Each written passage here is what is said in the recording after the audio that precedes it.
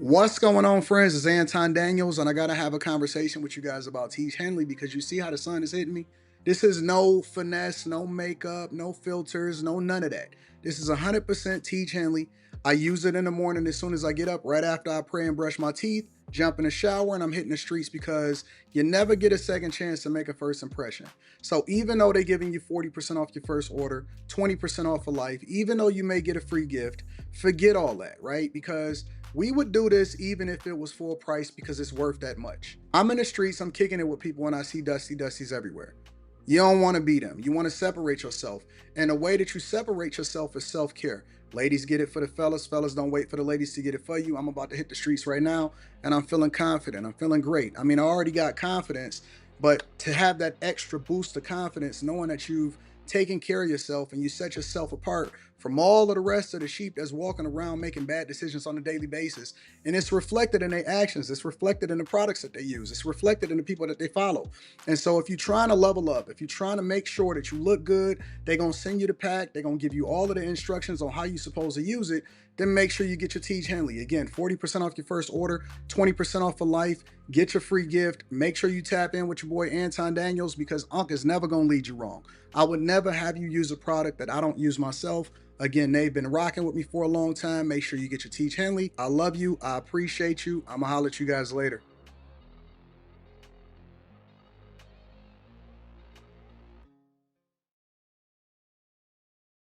What's going on is Anton from AntonDaniels.com. I appreciate you guys for continuing to rock with me.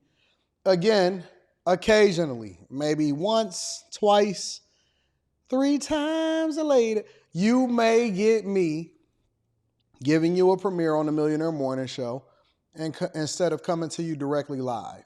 Now, it's a strong possibility that I'm still on the flight because I have a 12-hour flight, but I am watching this with you. So shout out to everybody that's still with us. Of course, we got to get a little bit of housekeeping out of the way like usual. The show may be slightly shorter simply because I don't have the ability to be able to interact with my co-host, the chat. However, I am still with you. I am still watching, and we are rocking out as a community like we always are. So let's just continue doing exactly what we always do. I appreciate you for being here, sharing this stream. If this is more than one time that you've been here, then please subscribe so that you know that we do this every single weekday because I want to get y'all off on y'all day. Every day, you know what I'm saying, in the best mindset possible, reaching you early so that you go through with the right motivation and the right mindset that you'll be able to be successful, all right? So if you haven't already, price of admission is to hit a like for the algorithm, subscribe to the channel, turn on your notifications. Tiege Hanley, 40% off your first order plus 20% off for life. Thank you, Tiege, for always holding me down. Ladies, get it for the fellas. Fellas, don't wait for the ladies to get it for you. It is a phenomenal product. Also, make sure you tap into the Patreon. Link is in the description. Don't be dusty. Get into the Patreon. Let's rock out. And then last but not least, we have an upcoming live show that I wanted to kick it with y'all in person. And I wanted to formally invite you. Use discount code Anton, A-N-T-O-N. Put that into the description. And then hit apply. But the links is in the description for y'all to kick it with me. Upcoming shows is Atlanta, and then Detroit, November 2nd, December 14th. Come and kick it with your boy. Do not delay. Do not wait. We are almost, I don't know, maybe like 11 days away from the Atlanta show. So November 2nd, Atlanta, December 14th in Detroit, and then we're going to get it popping, all right? Y'all ready to get started with the show? All right, you know what we do. Again, buckle up. Let's get it popping. It feels so weird not to have y'all here with me live as I'm recording this, but you're getting it less than 12, 10 hours later, and so it's almost like we still here. So I'm with you, you with me. We a community, we a group, we rocking out. What is it, Thursday? So make sure y'all tap in the after hours.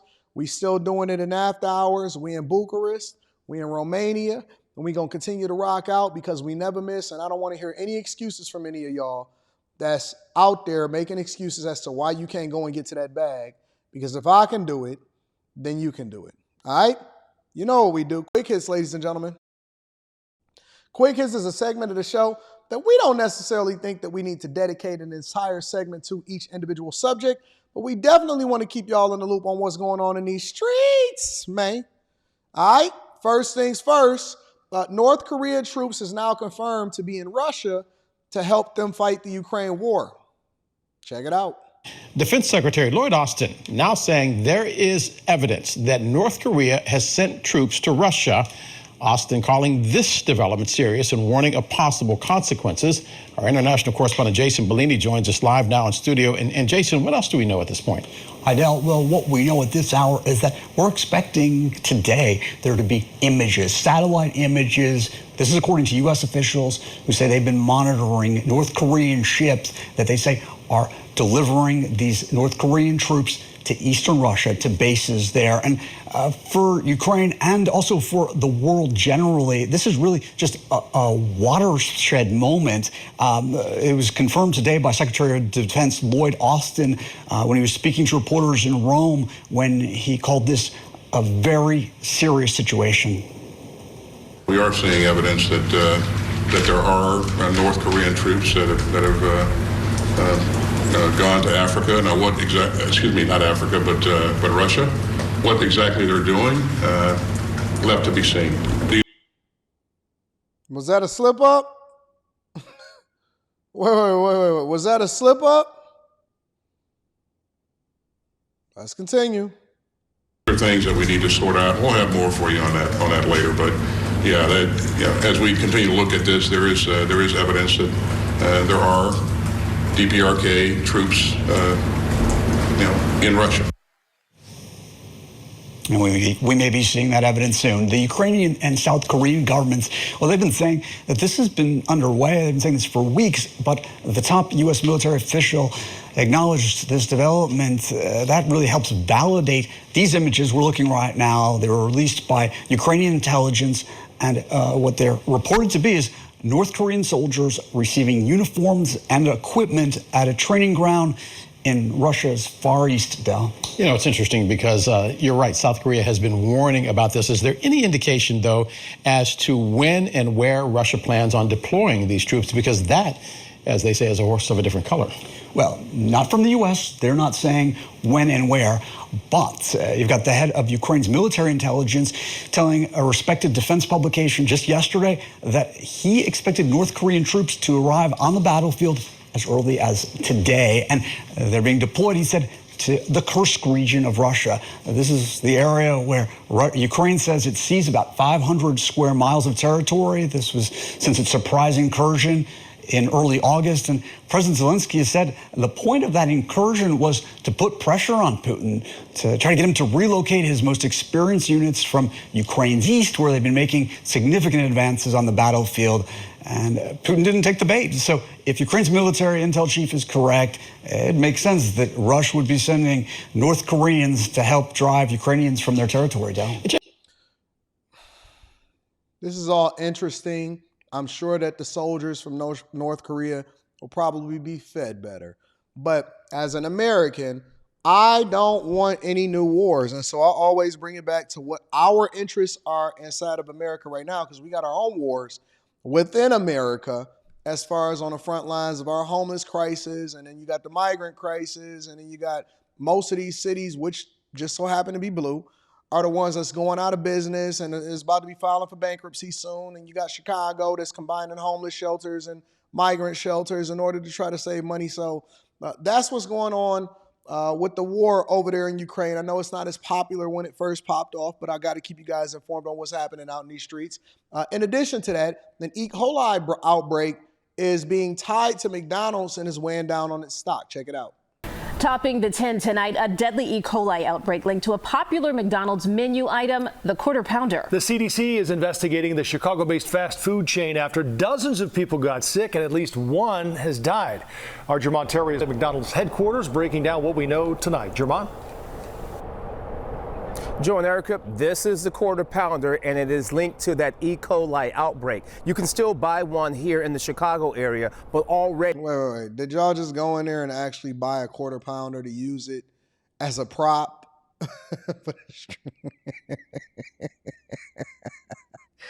You gotta give me a break, y'all. Come on, man. Let's continue. 10 states have pulled this from the menu. The McDonald's Corporation insisting they're working hard to get to the source before it spreads. The golden arches are a bit dimmed. The Chicago-based company McDonald's is tied to an E. coli outbreak. E. coli is a bacteria, grows from the gut of animals, and sometimes that can get contaminated with food. The famous Quarter Pounder has been linked to, according to the Centers for Disease Control, to 49 cases and 1 death in a 3-week period. Dr. Nick Cozy is an emergency room physician at Rush Hospital. The specific strain is something that we learn about as physicians because of how serious it can be, and specifically can present in a few different ways: fever, diarrhea, upset stomach, and bloody diarrhea specifically. Right now, Illinois is not one of the 10 states where the 49 people have fallen ill. Wait. So how Illinois is not one of the states, but Hamburger University is literally where the headquarters are? I don't know. And then last but not least, Tiffany Henyard apparently is running away from sheriffs that is trying to serve her with eviction papers. Check it out. Rob, as it happens, there was no Thornton Township meeting to speak of, but Tiffany Henyard's landlord showed up here to see her tenant in person after she says Henyard has been dodging both her and rent payments for months. Thank you guys for coming out this evening. We are waiting to see if we have a quorum. Tuesday evening, Thornton Township Supervisor Tiffany Henyard sat idly waiting to preside over yet another stunted bi-monthly board meeting. Without enough board members to proceed, to Henyard's great frustration, the meeting ended before it even began. And our job is to come, pay the bills, pass ordinances if need be, and make sure you understand what it is that we have been doing for an entire month. So eventually we will end up in court because this cannot and will not go on. Tiffany Henyard's landlord, Janetta Hull, is feeling the same exasperation. I'm just here because I'm at wit's end, and I fear that I'm going to go into foreclosure soon if I can't get this matter handled. Hull's Wait a minute. Let me put some landlord in it. As a landlord myself, that would be very bothersome to me that you have a city official that is presiding over government business and is supposed to be managing the government more effectively, but you can't even manage your own resources and household and pay your rent on time. And this is a woman that makes somewhere between $240,000 and $300,000 a year between her 2 jobs, and she can't pay the rent on time to that woman that is saying that she's possibly going to be facing foreclosure because basically Tiffany Henyard has become a squatter. It's crazy. says Henyard and the man with whom she shares the home, Kamal Woods, haven't paid the $2,400 per month rent on the Dolton home they leased from her for October or September. In August, she says they paid just $2,200.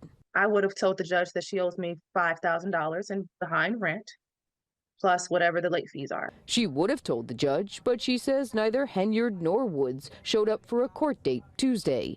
Court documents show Cook County Sheriff's deputies have tried and failed to serve Henyard and Woods with eviction papers earlier this month, both at home and Dolton Village Hall. And when Hull showed up to this home Saturday for maintenance, she says she was locked out, locks and garage door code altered.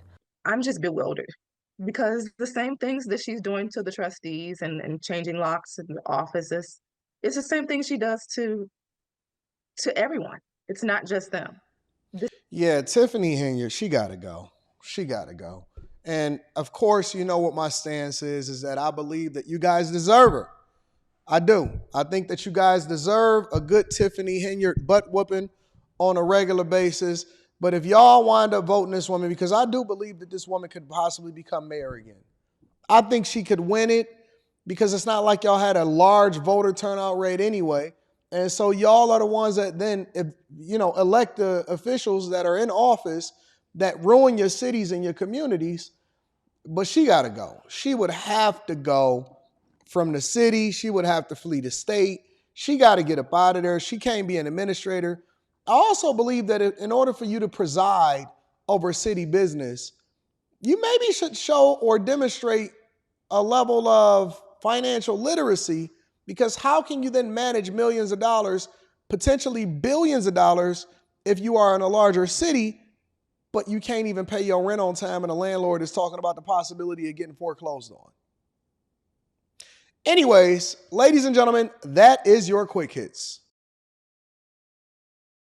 All right, we're going to go ahead and just get straight into the show because obviously we don't have anything to read. Again, I would encourage you guys to make sure that you subscribe to the channel, turn on your notifications, tap into the Patreon, and then make sure you get your tickets. Of course, Tiege Hanley is always sponsoring what we got going over here over on the Millionaire Morning Show.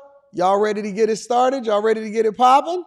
All right, let's get to it. So first things first, Tulsi Gabbard recently appeared at a Trump rally, and then she made a special announcement to switch over into becoming a Republican. Check it out. Again, make sure y'all hit a like for the algorithm, subscribe to the channel, and turn on your notifications. Let's rock. And we also have former Democrat Congresswoman and 2020 Democratic presidential candidate, a woman that everybody loves. I watched her years ago where she just had so much common sense. You know, we're the party of common sense. I like to say it because it's true. Like, we don't want men playing in women's sports. We want to have borders. We want to have fair elections. You know, little things like that, common sense, right? But she's here tonight, and I'm going to just ask her to come up and say a couple of words. Tulsi Gabbard. Notice how we are so far away from normal that what we deem as normal or humanistic has now become perverted. Like Trump said, we have to sit here and have weird conversations about men playing in women's sports. And even on Monday night, a lot of times when I asked people on the panel and I said, hey, what is a woman? And the guy, a man, a grown man, an adult male told me that a woman is whatever it is somebody identify as. And then they started arguing with me about gender and sex specific. Listen, I'm not the sharpest knife in the tool shed. I am not the wisest man in the world. But one thing I do know, and two things is for certain, is that you're not going to try to fool me and tell me that left is right when right ain't left. Give me a second. Don't worry about it. Tulsi Gabbard, ladies and gentlemen.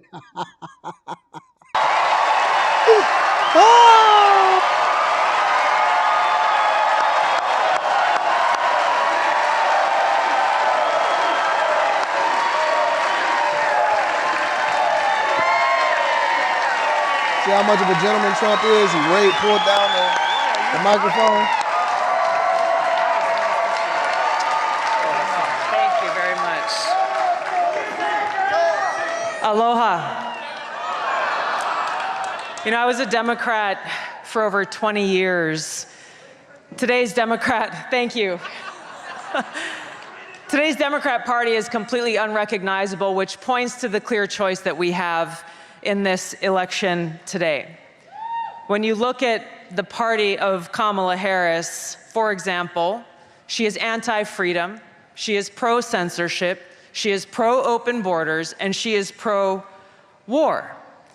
Without even pretending to care about peace, as President Trump talked about, she has shamelessly embraced the endorsement and support of warmongers like Dick Cheney and Liz Cheney and others who care more about power and feeding the military-industrial complex than they care about you, the American people, and peace.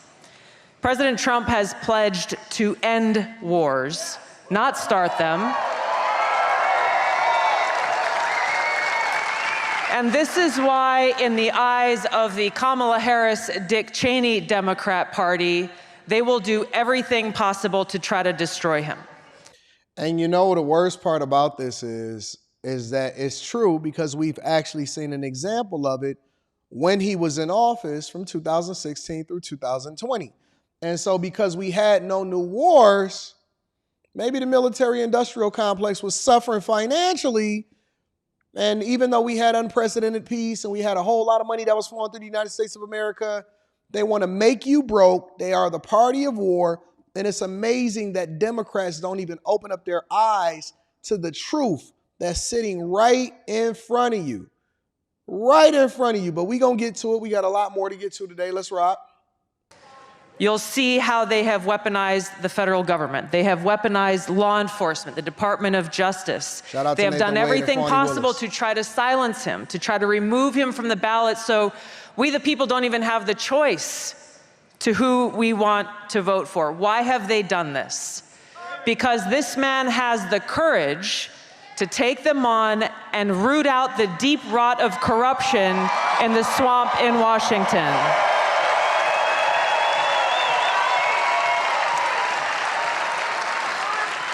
Now, voters have made their voices heard loud and clear, not once, not twice, but 3 times in the last 3 presidential elections, nominating this man to be the Republican nominee for president because of his commitment to these fundamental American principles of freedom and peace and prosperity.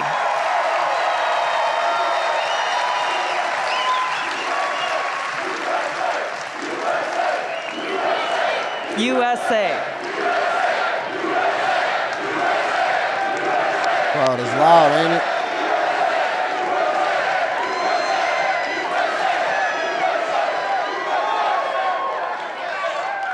Now, to those of you here or those watching at home who are independent-minded people like myself, who love our country and are committed to the Constitution and to freedom, the Democrat Party has no home for people like us. But we do have a home in the Republican Party where we are welcomed with open arms by President Trump and so many of you who love our country.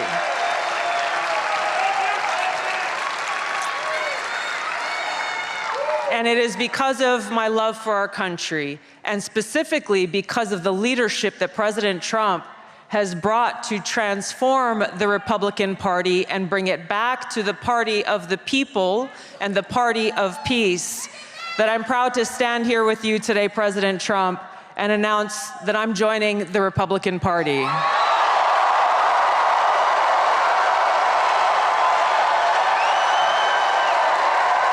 How bad do you have to be to lose a star like Tulsi Gabbard?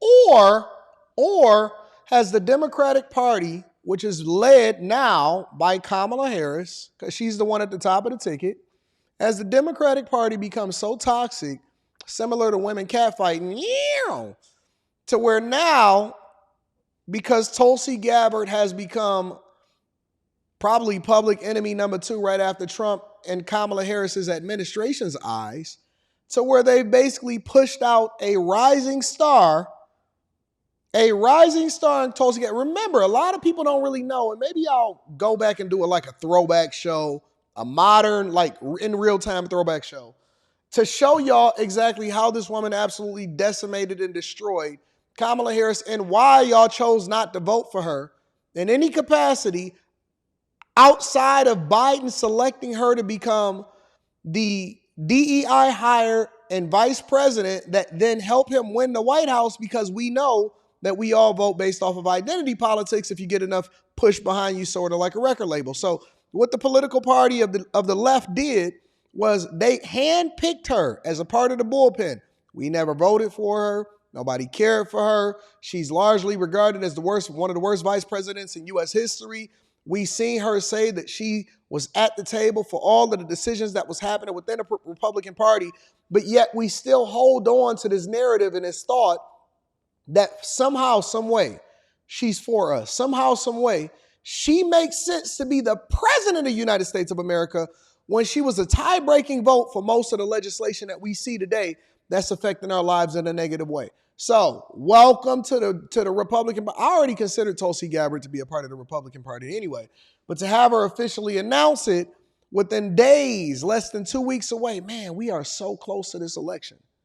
We are so close to election day. I hope y'all really informed. I hope y'all looked at what's going on inside of y'all counties. I hope y'all paying attention to who y'all supposed to be electing, not only on the national level, but on a local level. I hope y'all really focus and y'all really getting engaged on what's going on in these streets, because this is literally the most important election in our children's and our lifetime. We are going to set the precedent. Either we're going to put the country on the right path of greatness, or we're going to absolutely fail and let it go down into the dumps.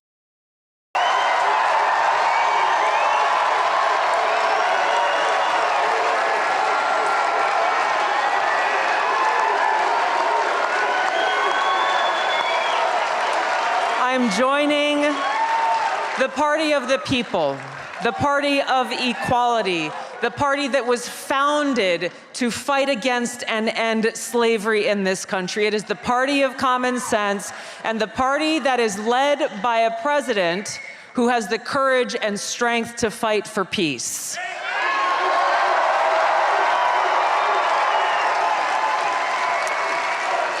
So, as we stand here today, we have 14 days until the most historic election of our lives. And my message to my fellow Americans, regardless of your political affiliation, now is the time for us to stand together to save our country. There is nothing less than that that's on the line. A vote for President Trump is a vote for a big open tent party that welcomes people from all backgrounds and all walks of life. A vote for President Trump is a vote to express our deep love for our country and our appreciation for our God-given rights and freedoms enshrined in the Constitution. A vote for President Trump is a vote for secure borders and safe communities, and a vote for President Trump is a vote for peace here in America and around the world.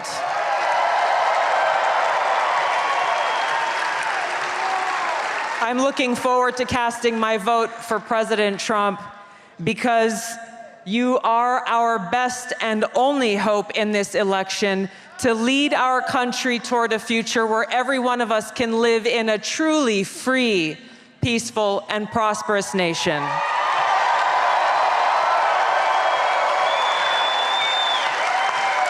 Every single vote will count. This is our opportunity to vote for freedom, to vote for peace, to vote for America, and vote for President Trump to go back to the White House and make America great again. Thank you so much.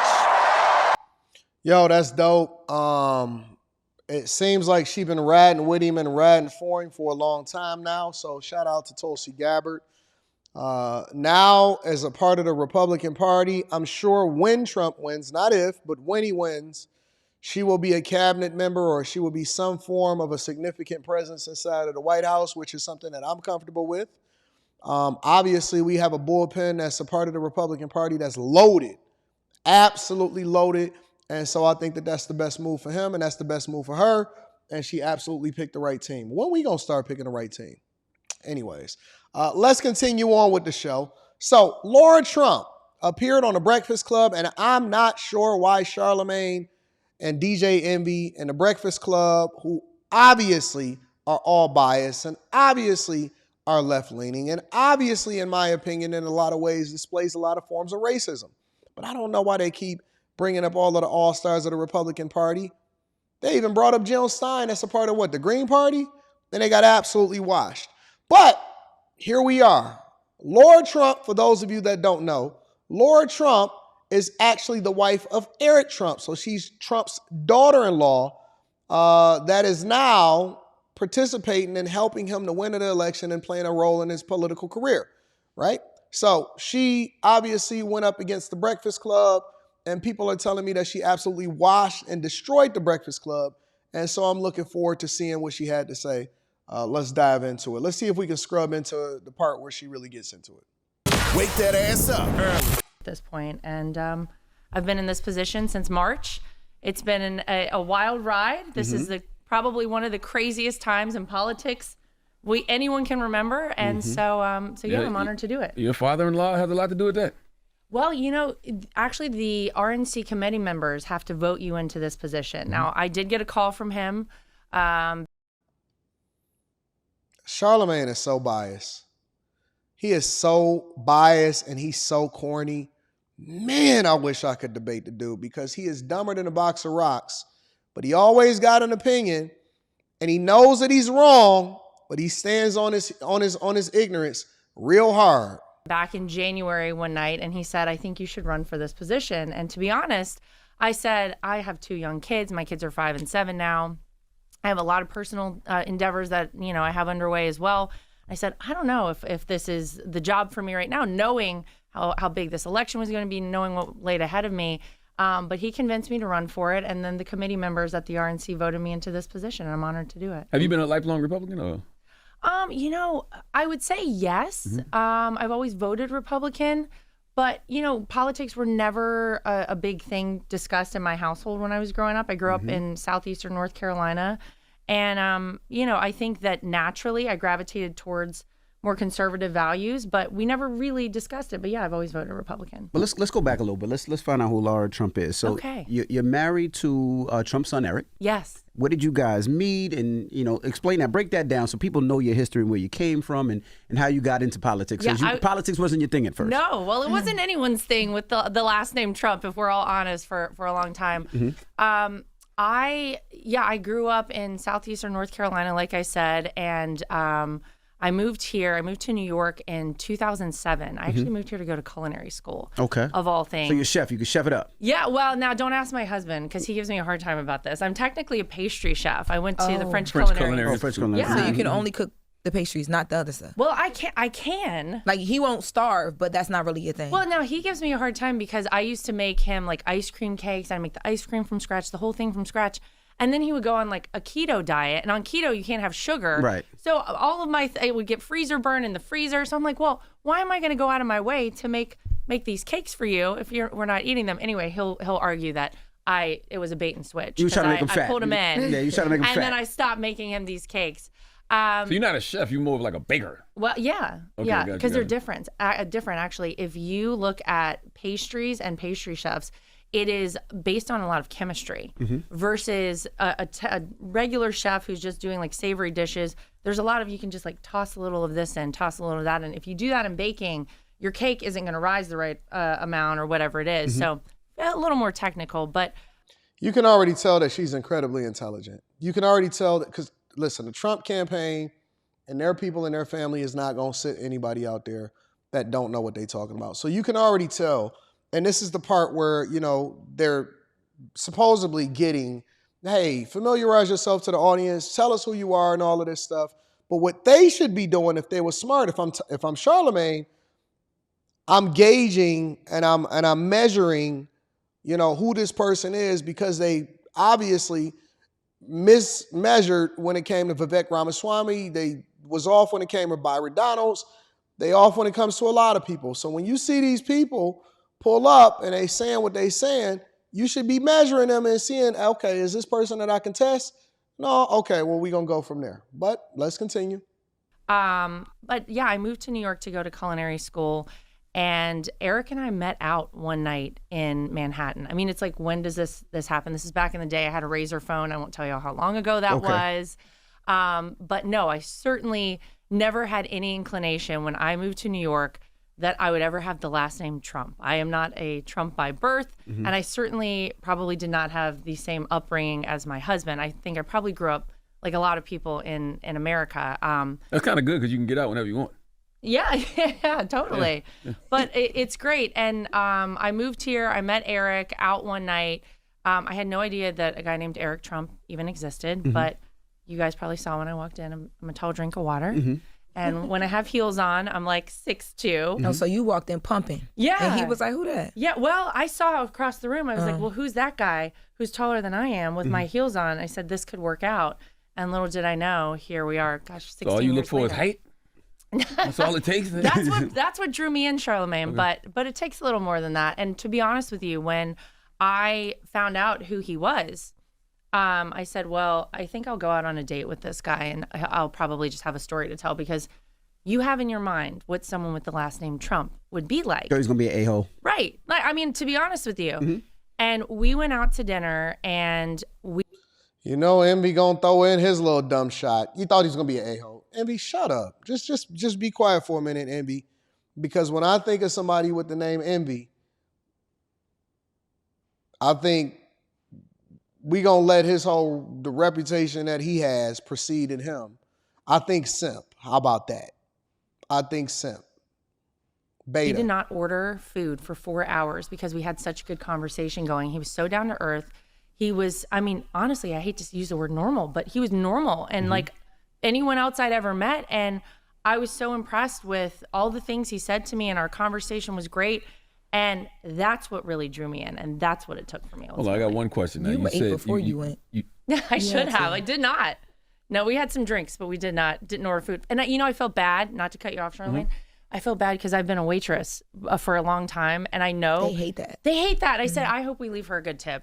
So Well, whoever Eric Trump, I hope Eric Trump left her a good tip. I'll have to ask him about that. Well, why give the asshole the chance? Like, if you said to yourself, his last name is Trump, I thought he was an asshole, why would that make you want to go on a date with him? I mean, I think my initial... I don't think that she said, and correct me if I'm wrong, and you guys will be able to rewind this, but I'm not sure that she said that he was an asshole. I don't think that that's what she said. She says a person with the last name Trump.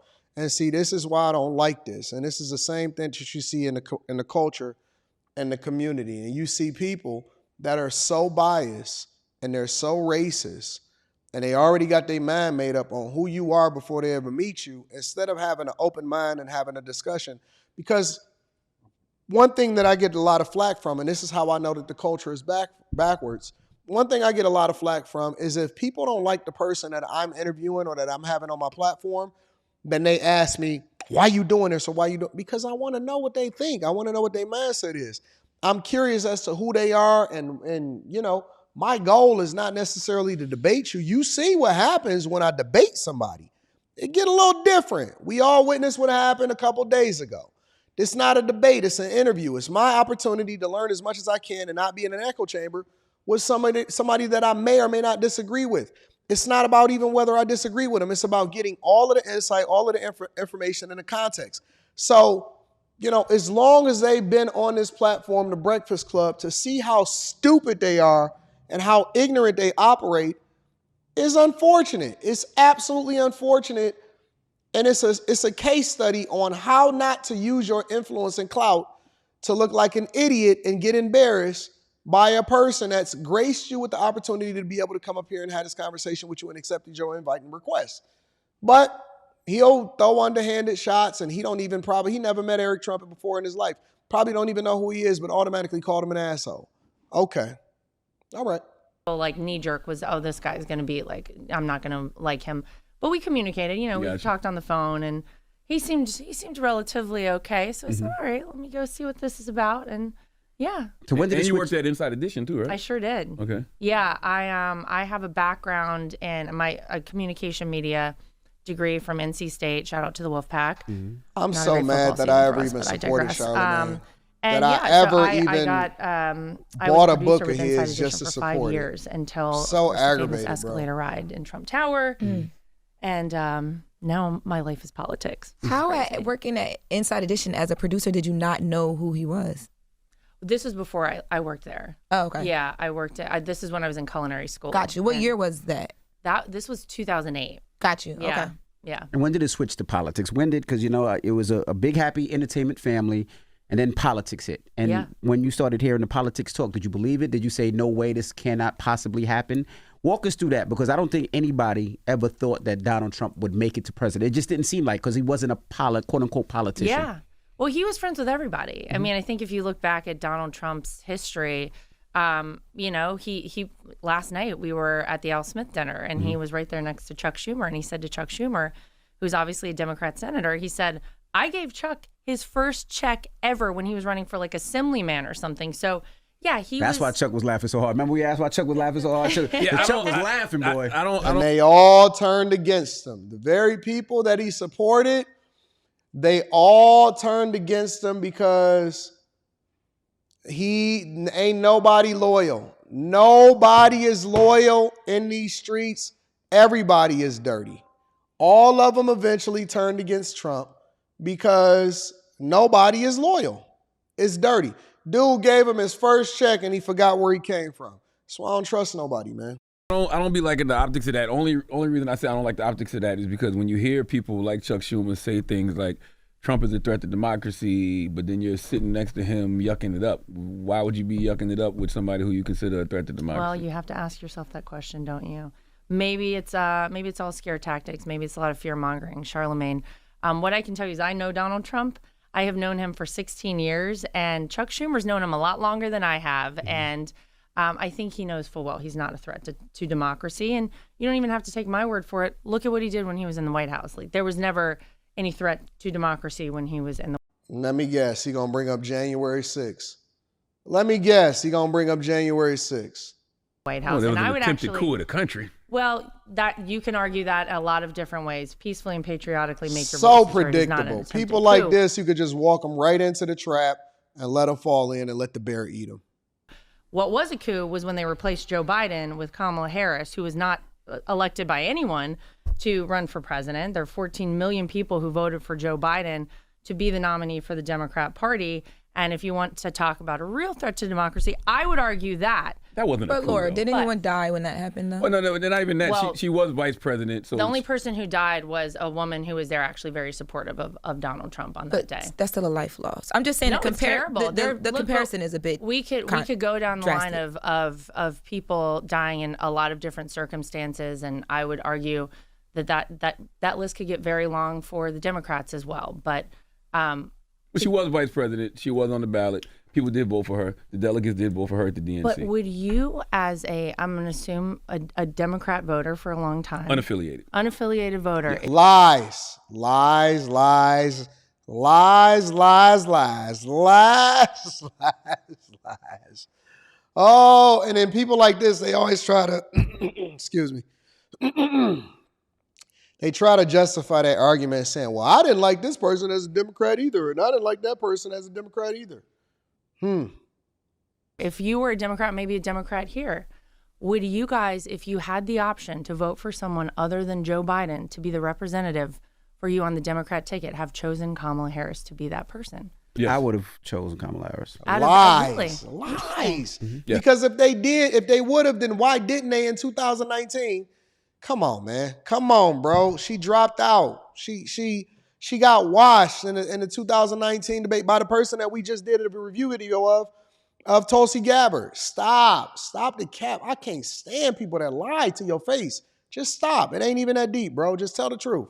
I mean, I was a person that was calling for Joe Biden to step down for a very long time. And I think that there's, when Joe Biden made a statement last year, he said there's about 50 of us that could beat Donald Trump. I was like, well, line them all up then. And I definitely had her as one of the people. Even though she dropped out whenever she ran the first time before her home state voted, before Iowa, and she was polling solo, you still would have given her the shot. And I mean, if you think back to Kamala Harris, when Joe Biden, before he got pushed out of this position, before he really kind of took it up a notch with this campaign, people were saying Kamala Harris is the insurance policy for Joe Biden because she really is not doing a great job as vice president. I mean, she got, her. Well, I'm a person who voted. I voted for that ticket because of her.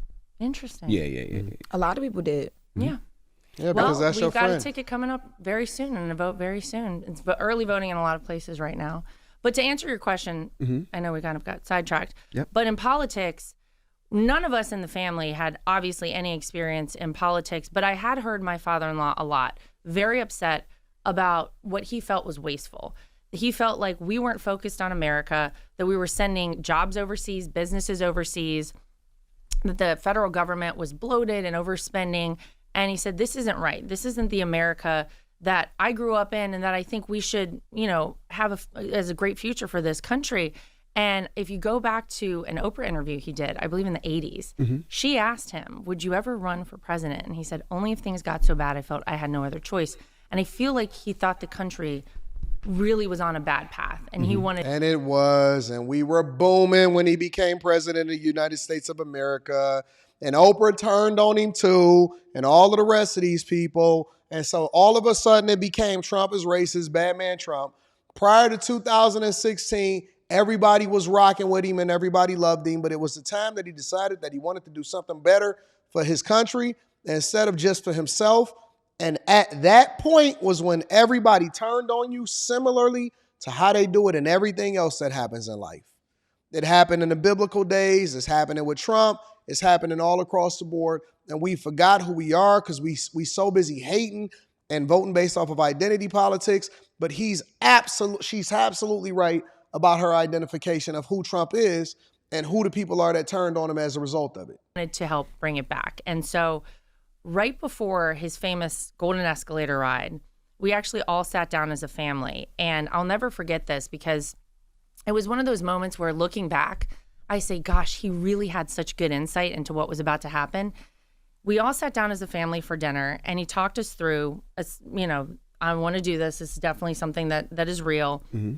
But if I do this the right way, if I do what is needed, and I call the people out who need to be called out and expose the things that need to be exposed, they're going to come after us. And it's not just me, it's the whole family. And I think you guys need to really appreciate that. And I need you to understand that and make sure everybody feels good about it. And of course we were like, well, yeah, like how bad could it be? But the foresight he had into what we've seen happen to this man, and I don't think anyone can argue, if his name wasn't Donald Trump and he had never run for politics, I mean, you would never have seen any of the crazy things happen to him that have. So that was sort of where we all kind of got our intro into politics. Mm-hmm. I didn't become part of things really until I flew down to North Carolina in August of 2016 for a rally with my father-in-law to my hometown in Wilmington. And one thing led to another, and he told me that I was going to be responsible for winning him my home state of North Carolina in the 2016 election. And as a person who had no idea what I was doing in politics, I said, I better learn pretty quickly and get to work. And so that's what I did. I wonder what he learned from the first time he ran. Hold on, I just want to know, at that dinner, did y'all say, you know what, well, let's put all our dirt on the table right now because you know they're going to be coming at you. You know press is going to try anything that you guys have ever done. If you guys have stolen a Snicker bar from a store, they're going to come at that. Was that the dinner where you said, well, let's put everything on the table so we know what they're going to be attacking, or that never happened? I'll be really honest. We really didn't have a lot to put on that table. And if you think that I'm lying, you really believe that anybody in the Trump family with the Trump last name wouldn't have had any and everything exposed by now? No, I mean, I think we naively thought, look, if you have good intentions and you do the right things and you're a good person, then, you know, if Donald Trump became president, I think we all thought after he won in 2016, oh, well, then all the craziness will stop. Everybody will rally behind the person who's president of the United States, because we should all want our president to be used successful. To be the way that it was. Is success for America. And obviously, we were very wrong about well, that. what is he? Well, two things. Well, I want to go back to one thing first. I wonder what he learned from his 2000 campaign. That 2016 campaign? Well, he ran in 2000 too, officially. Oh, yeah. I haven't actually talked to him about that. Yeah, that's a good question. I mean, I just brought that up because you said that when you talked about the vice president's campaign in 2020, sometimes campaigns aren't successful. Joe Biden ran a bunch of times before he actually won. He sure did. Trump ran before he actually won. That's why I brought that up. Well, I don't know if he officially 2000. ran. In 2000, well, he did. If he did, it didn't go very far from my memory. I don't know that there was any official announcement as far as I know. But look, I think he felt the right time was 2016. I think he looked at what was going on. And this is a businessman. And I think a lot of what he did that was very beneficial to this country has to do with businesses, with the economy, with jobs. Those were things that were really important to him. And you hear him talk about it now. He recently was talking about tariffs and how he wants to apply tariffs to countries who are, it's really awful to see how so many jobs, factories have gone overseas. Mm-hmm. We want to see made in the USA on more. And you saw that happening when he was in the White House. You saw more people employed in this country than we've ever had employed in the history of America. You had more money in your pocket. You had inflation at 1.9%. It was a very different feeling when he was in the White House. And I think that's why you're seeing such great support for this man. You don't have to love everything he says. You don't have to love everything he posts on X or Truth Social or whatever. But you do have to be honest that your life probably felt a lot better with Donald Trump in the White House. Now, why would anybody that is voting Democrat be honest? Why would they give him any credit for what their life was like and the opportunities that had presented itself at the time that he was president of the United States of America? Why would they do such a thing? Do you think that in any world, in any capacity, that a person that is liberal or a person that is made up in their mind that they're going to drink the Kool-Aid and they're going to read whatever they want to read so that they can then justify their hate for somebody else, is at any point going to sit here and tell you, yes, my life was better under Donald Trump than it was over the last 3.5 years? Get the hell out of here, bro. Get out of here. No, they would not. They would not. Come on. Come on. All I hear on this show today is rebuttals. Nobody can actually argue with her, and she can articulate herself really well. And she washing Charlemagne right now, even though he's come with all of these ad hominem attacks and all of this hate right now. And I think that that's one of the reasons that he's working so hard, because he knows he can do the job. He did it one time before. Question: why are tariffs considered good business when we know that it's going to cause the cost of typical American household items to go up significantly? Well, he explained like a bunch this. of economists say that it'll cost the average American $2,600 extra a year. I think that that's the Kamala Harris talking point, ladies and gentlemen. A bunch of economists explained this the other day when he was sitting down with, I believe it was Bloomberg, that, look, the reality is that it's going to force people to bring their companies back to the United States. And he really believes that. But it's going to hurt a lot of American citizens in the process of that, because it's not like these companies are going to turn up and I don't change think over, so. come over back overnight. Well, let's talk. I mean, if you want to talk about hurting American citizens, the first thing that Joe Biden and Kamala Harris did, their first executive order in the White House, shutting down the Keystone XL pipeline. That was something that gave us our energy independence. It was so bad for America. That drove up gas prices. That caused inflation to continue to go sky high. It enriched our adversaries like Russia and Iran, because now they were supplying oil for the rest of the world instead of the United States. It put us in such a weakened state. So, we want to drill, baby, drill. That's what Donald Trump always says. We have so much liquid gold. Biden has drilled more than Trump. Underneath well, why did he shut down the Keystone XL pipeline? I have no idea, but Biden has drilled more than Trump. Strategic petroleum reserves, which are actually supposed to be used for emergency situations, for war times. The things but has Biden drilled more than Trump? I don't believe that's true. Yeah, that's a fact. Where? She washing that you can boy. Look it up. He's drilled more than Trump. Okay. Yeah. I don't believe that's true at all. And it is. Okay. Yeah. But Donald Trump was obviously a proponent of being energy independent and energy dominant as a country. And we are not right now. And that puts us in a very weakened state. And you would not have seen the issue in the Middle East right now. And you likely wouldn't have seen the issue with Russia and Ukraine had those countries, had Iran not had the funding and the money coming in from the oil, had Russia not had the funding and the money coming in from the oil. It's a terrible thing to see. And so, I think that you can look at a lot of things and second guess them with Donald Trump and say, well, what about this? What about that? Think about how it felt. Think about how much more money you had in your pocket.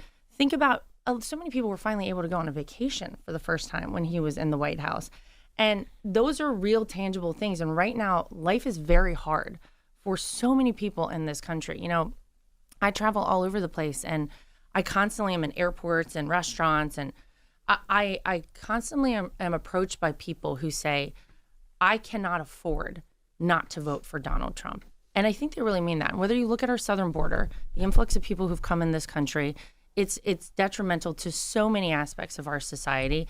It's something that we've spent so much money on here in New York, $12 billion over 3 years. It's costing the city of New York to house illegal immigrants.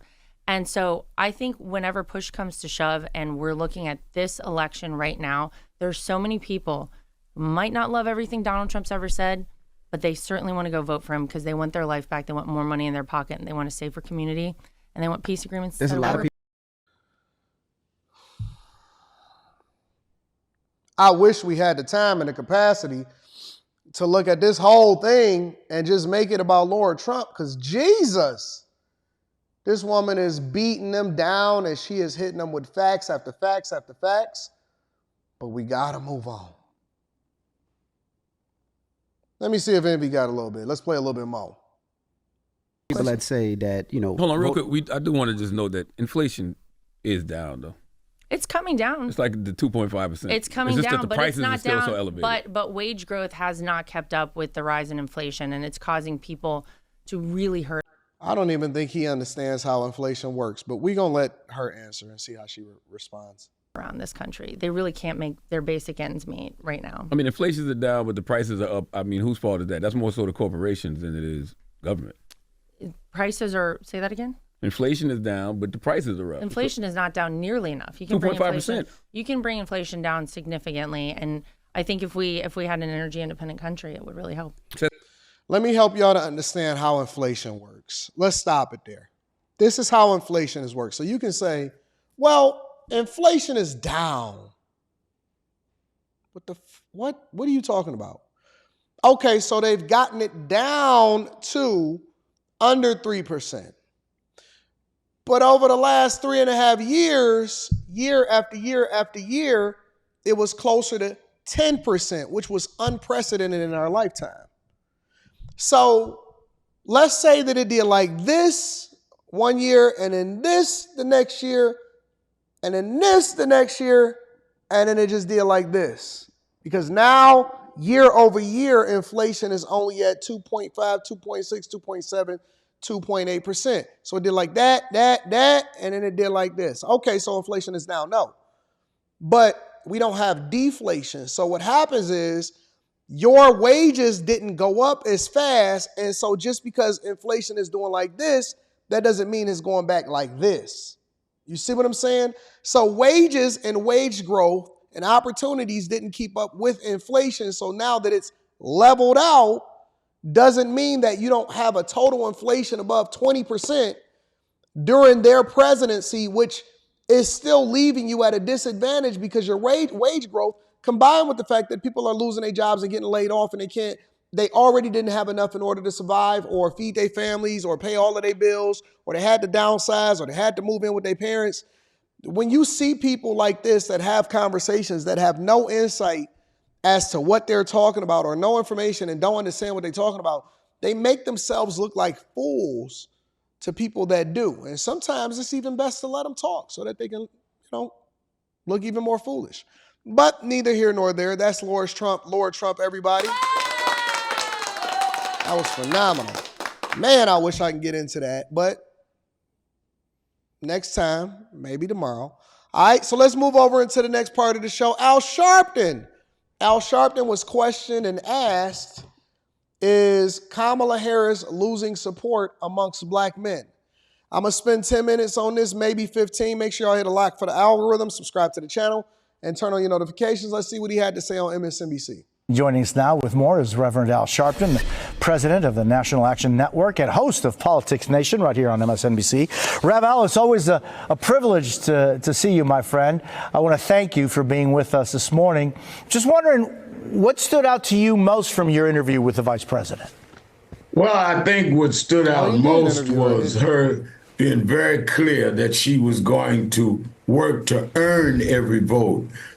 There's been the issue raised about black men allegedly moving toward Trump, although I certainly have questioned some of the polls, and I've not seen that on the bus tour that National Action Network has done. There are some black men, but there's always been some that would vote Republican. In the last several cycles, you could see that, including when Barack Obama ran. So I think... So all of a sudden, Reverend Big Head don't trust the polls. So they all trust the polls, and it all makes sense when they decide that it's leaning in their favor. But now that they out here panicking, they begging black men, they going on black men podcasts all of a sudden. They wasn't going on these podcasts prior to. Notice, she never appeared on All the Smoke. She never did any interviews or podcasts or any of that stuff prior to the polls coming out and showing that black men are walking way away. And you start seeing people like me and our Officer Tatum, obviously, he was already out here saying it, and he was doing it in the last election and stuff like that.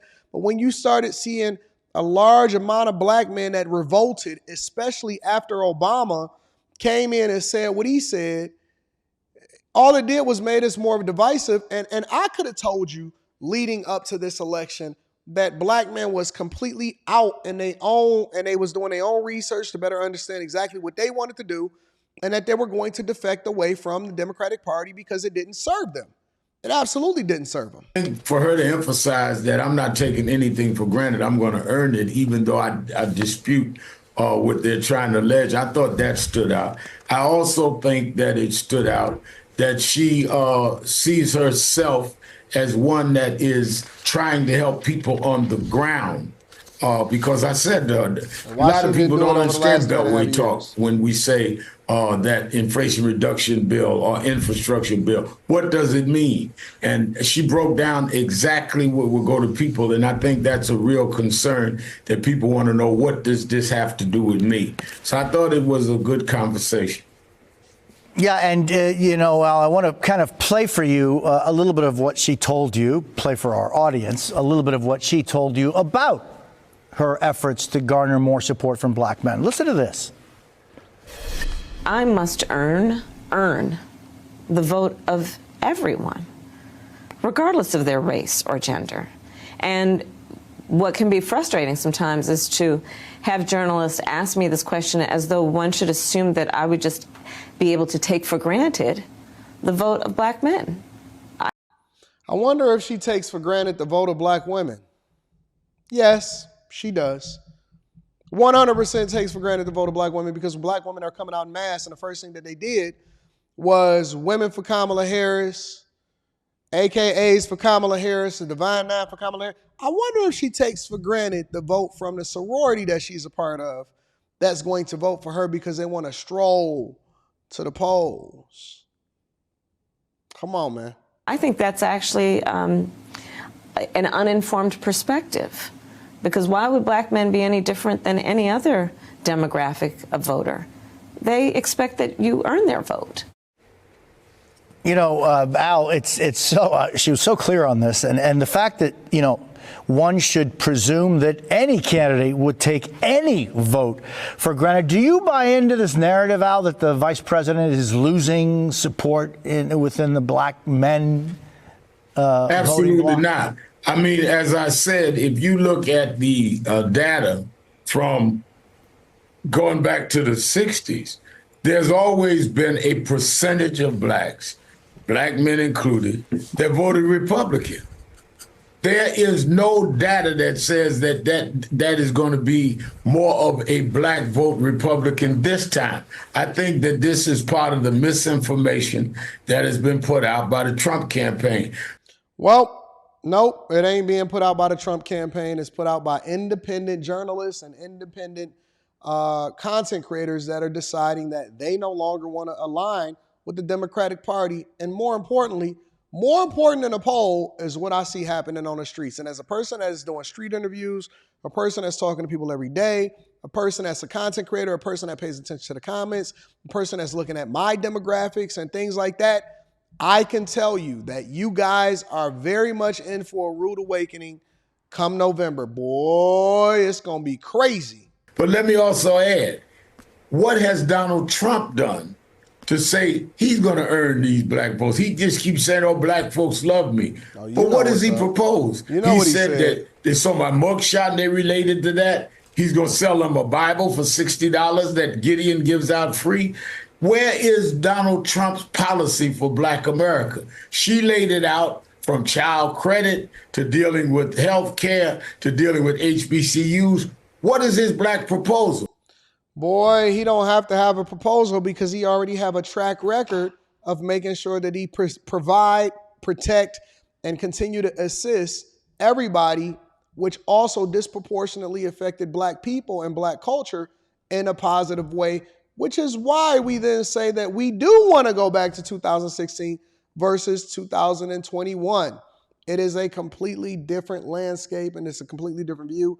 And what I see happening is people getting laid off. Look, don't give me no policies that then align with your talking points that you already done had, and then throw black men and others in front of it, and then give us some weed legalization on a federal level and think that that don't affect me. That don't benefit me in any type of way. Y'all giving migrants every single thing from our tax dollars. Y'all giving them free hotels. Y'all giving them food. Y'all helping them buy homes. I see migrants buying homes over in Chicago now all of a sudden. And you think that I'm supposed to just roll with you based off of you rebranding and then spitting in our face? Get the hell out. Oh, we can go in Project 2025 and get it. They're going to close down the Department of Education. They're going to close down other things we need. And the Supreme Court, that he nominated 3 of those justices, ended affirmative action and took out a lot of what was left in voting rights. That's his plan for black America. And I think that as black Americans begin to understand it, they will not even reach the levels they reached with other Republican candidates in the past. And you also, Rev, asked the vice president about Israel's war against Hamas. Here's part of how she responded. Look, It's going to be hard. It's going to be difficult, but we have got to get this war over with. We got to get the hostages out. We need the war to end. The number of innocent Palestinians that have been killed in Gaza, it's really unconscionable. And we have to be honest about that. And at the same time, listen, I will always stand in terms of Israel's right to defend itself. And we need this war to end. I mean, now I don't think there's anybody on any side that doesn't say we need this war to end, right? I mean, it's so important. But the issues that have been brought forward during this last year of the war in Gaza, and now we're seeing that it's been growing in areas, you know, Lebanon, and I'm thinking of Hezbollah and Iran. How much of an issue do you think, Rev, Hamas and that war is for Democrats going into Election Day? I think it's an issue. To what degree, I don't know, but it's certainly an issue to people like me that are concerned. And I'm glad that she raised about the civilians when I asked her. In Gaza, 41,000 people killed.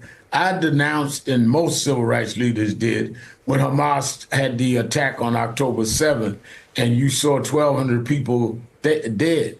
Listen, nobody cares about what your denouncement was. We don't care about empty promises and empty support and all of that. You know what we care about? Ending funding for wars overseas, stop enabling our enemies to then profit, whereas they didn't even have any money for wars back when Trump was in office. So I just think that it's a huge difference. Yes, I do think that black men are 100% walking away from the Democratic Party. And as a matter of fact, let me pivot right now and let's have that conversation, right? Let's talk about it. Black men are interviewed and they are expressing whether or not they actually align with the Democratic Party or the Republican Party. Make sure y'all hit a like for the algorithm, subscribe to the channel. Let's spend 10 minutes here real quick, y'all.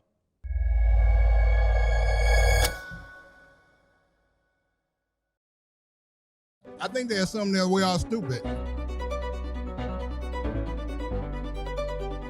Why is she struggling with black men?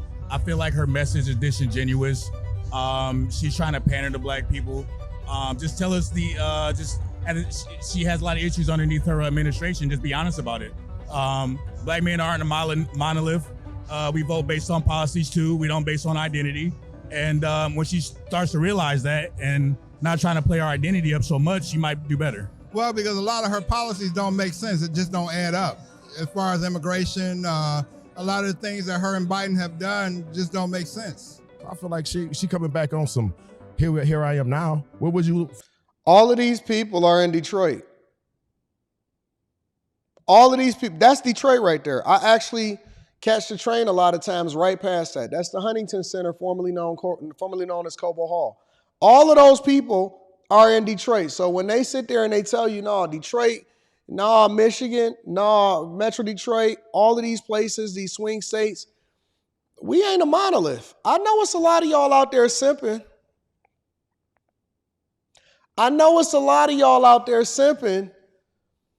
But not all of us are. Some of us still got our balls. Some people still rocking masculinity. Some people still stand on business.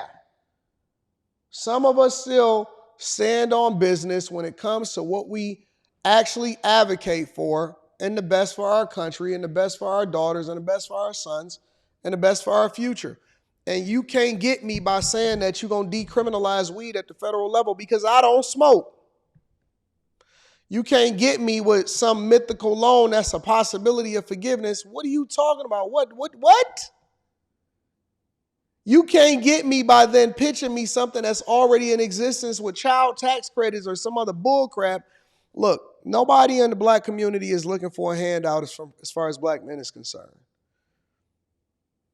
We don't want handouts. Nobody wants ourselves to continue to be tied to the Democratic Party by saying, well, we did this for you.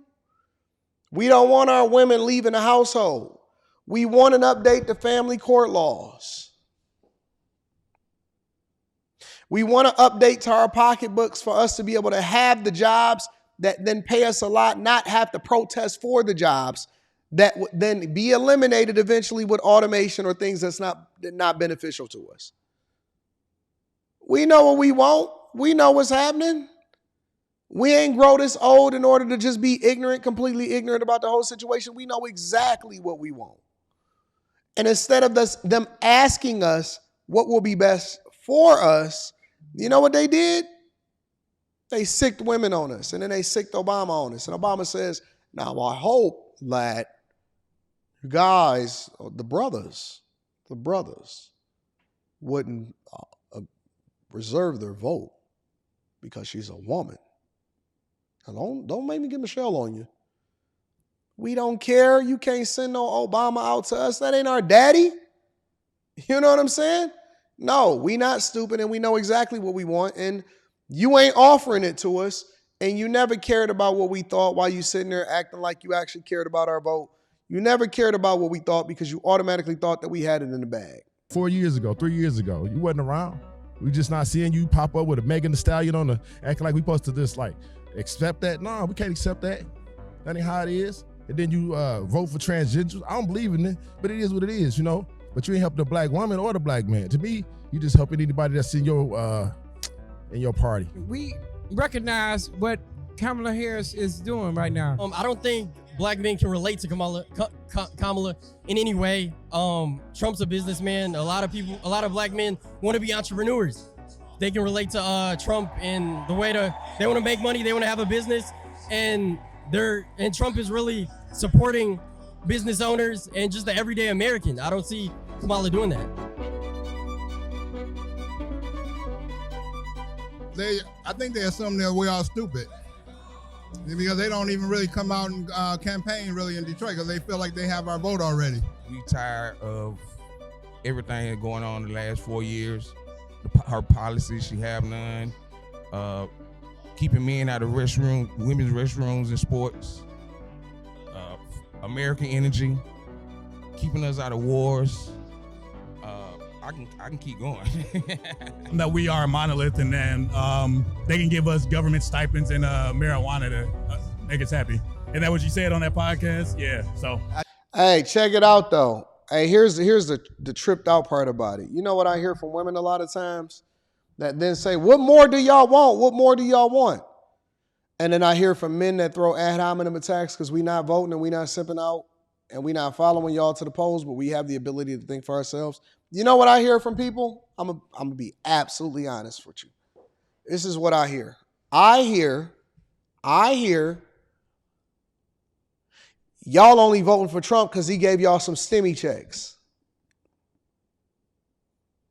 I don't even qualify for that. That ain't even up my lane. That ain't even my steez. That ain't even my play. Y'all just want some more stimmy checks. I didn't even know that Trump gave out stimmy checks, to be honest with you. Had no bearing on me whatsoever. They throw ad hominem attacks when you don't agree with them. That's just the truth. I guess we're poor, right? Like, as far as, like, if you're black and, you're supposed to be a Democrat and you fall up under the, low income, I guess, part of the slavery African-American notion. But I know that Republicans used to be Democrats, back in the 40s and 50s before what it is today. They think that they'll believe everything they say, and that's completely wrong because there's plenty of black men here, young black men supporting Trump. Oh, that comes from lack of understanding of what a black man is struggling. I work for the UAW, I work for Chrysler, Stellantis, so she hasn't done anything for us. And now that I see her, I'm looking at her like, where you at? And now you want to say, what you gonna do for the union workers? We middle class. Trump, he did a lot for us the first time. So I'm expecting him to do the same thing this time. Last time. Hey, shout out to dude in the back with cook, black man, cook.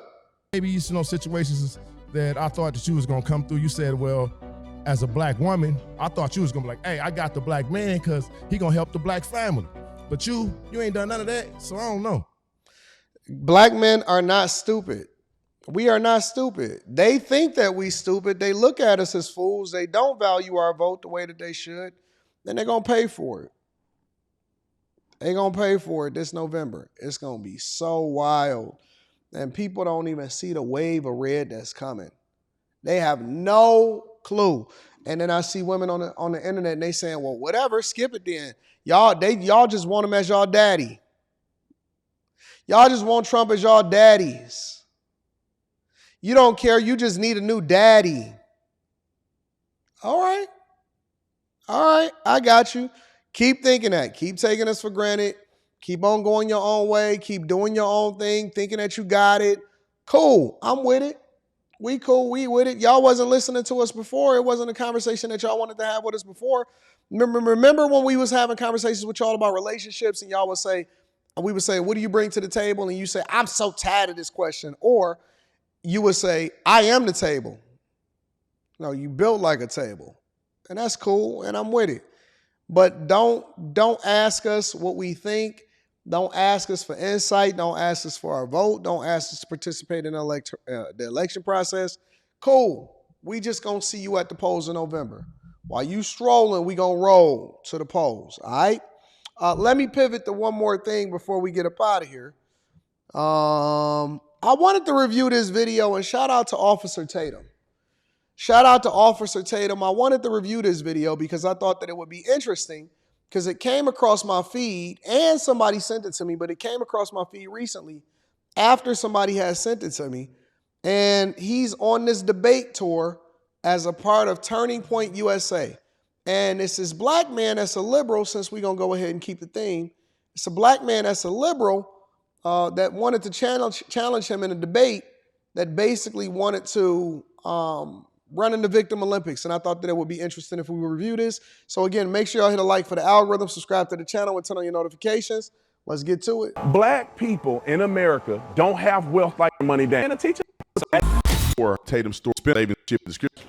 I want you to tell me exactly the point in history where America was great.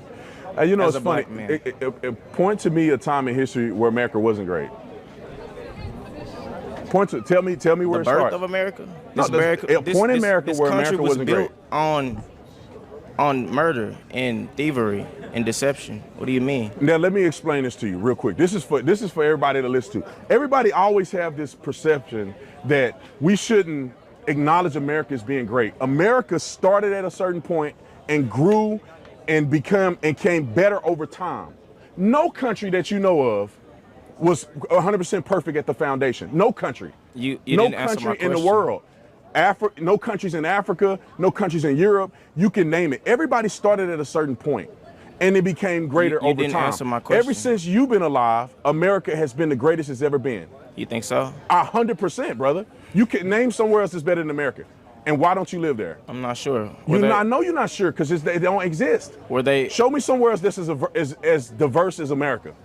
Anywhere. As diverse? That's as diverse. What does diversity mean if people are Opportunities being for discriminated all against? people. Show me another country that give opportunities for all people like America Do you does. think we have the same opportunity as everybody else, as black people? Yeah.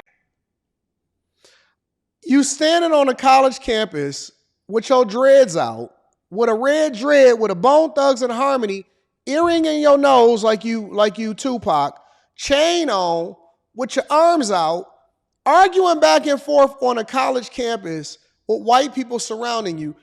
And I'm trying to understand, what opportunity don't you have that other people do?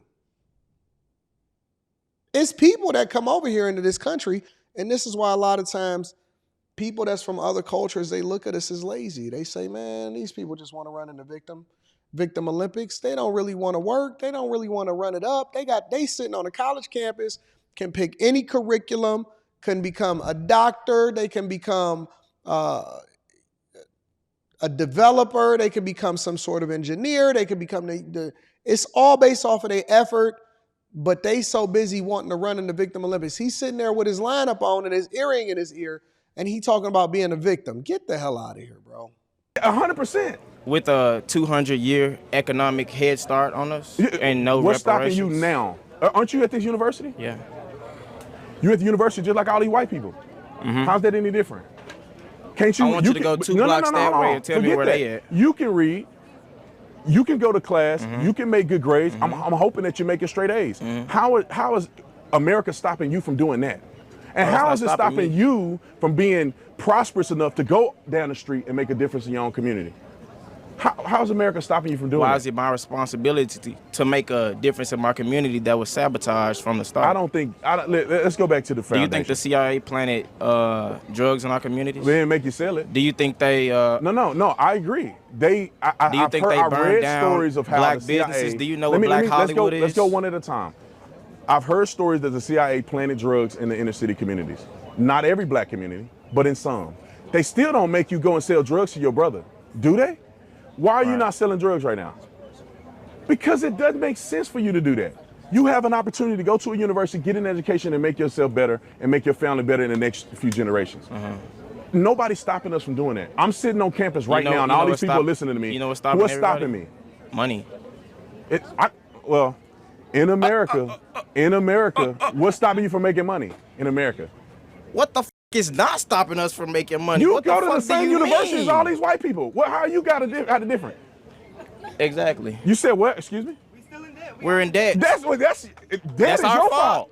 Pull yourself up by your bootstraps, right? Okay, we were never given boots to begin with. Let's start with this. I actually went and graduated from a university. So I'm not a guy that didn't go to college. I had a full scholarship, so I didn't pay for school in my undergrad. Graduate school, I paid for out of my pocket. I did not get a loan. I mean, I did not have to get loan forgiveness or nothing like that. I had $11,000 worth of debt and I paid it. How is that different than anybody else out here? Because everybody doesn't have the same opportunity. I'm black though. How did I pay my loan off and you can't? Or where you from? Well, I'm from Texas, Fort Worth, Texas, Dunbar High School. Fort Worth, right Texas. in the hood and stop 6. Right in the hood and stop 6. How did I get to this point if America's against me? Did everybody in your neighborhood get to that point? Well, different choices. There's a lot of people in my neighborhood that made it out because they made better choices. I could have sold drugs. I didn't. Why? Because I wanted something better out of my life. What do you say about the disproportionate wealth? Is that okay. When you get these type of people, and let me help y'all to understand this for the people that's not a part of the culture, for the people that's still trying to be victims in the culture, and for people that align with this mindset. It doesn't matter how much money they get. It don't matter how successful they have it. Don't matter how much opportunity that they have. There's people that's watching you that's saying, this is a fool. This is a fool. You know why?